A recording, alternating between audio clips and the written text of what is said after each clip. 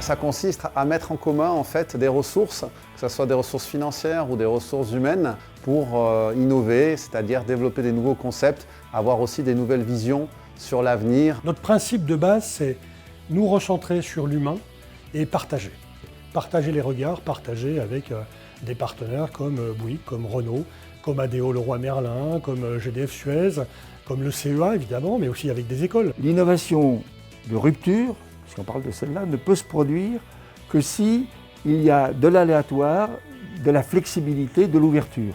Donc en associant des entreprises entre elles, avec d'autres structures qui ne sont pas associées d'habitude, eh bien on va créer une dynamique d'innovation. C'est pouvoir avoir un regard transverse sur les différents métiers, se dire qu'à partir du métier du déchet, on peut aller sur le métier de la construction, sur le métier de la distribution. Alors nous travaillons sur plusieurs thèmes qui concernent bien sûr la société et l'homme, la ville, l'habitat, la mobilité. On a le big data et la connaissance, également le sport et la santé.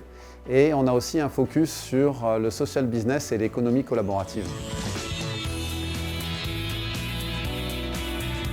Le CEA a traditionnellement une approche, on va dire, techno-push, c'est-à-dire les chercheurs développent des technologies qui vont ensuite essayer de mettre sur le marché ou de trouver des partenariats industriels. Nous, on va avoir une approche par l'usage où on va d'abord imaginer les concepts et les nouveaux produits qui font sens pour l'individu et ensuite on va déployer les technologies qui vont permettre de développer ces innovations.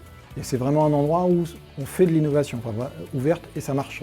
Et où on est au contrôle et c'est assez facile de lancer un projet avec différents partenaires. Et je ne connais pas d'autres endroits où on arrive à le faire aussi bien.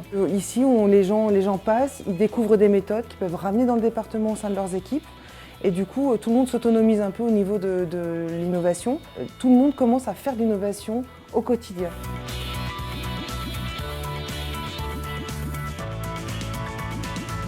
La richesse de l'environnement en fait, dans lequel on est, et la possibilité de s'appuyer sur des artistes, donc l'atelier Art Science, qui apporte une vision décalée à des thématiques scientifiques. On a aussi la possibilité et la chance d'avoir l'Alp Design Lab, donc, qui constitue des résidences de design. L'innovation ouverte et partagée proposée au sein d'IDEAS Lab, avec des designers, avec des sociologues, avec des économistes, avec des philosophes et des pros, je dirais, de leur marché respectif, c'est évidemment d'une grande richesse. Je pense qu'aujourd'hui, on peut absolument plus être monolithique. On a absolument besoin de confronter la vision de l'entreprise avec tout un tas de regards à l'extérieur. On va partager des choses fortes ensemble, on va découvrir des choses fortes ensemble. Et il y a tout ça dans l'approche de l'IDEAS Lab aujourd'hui.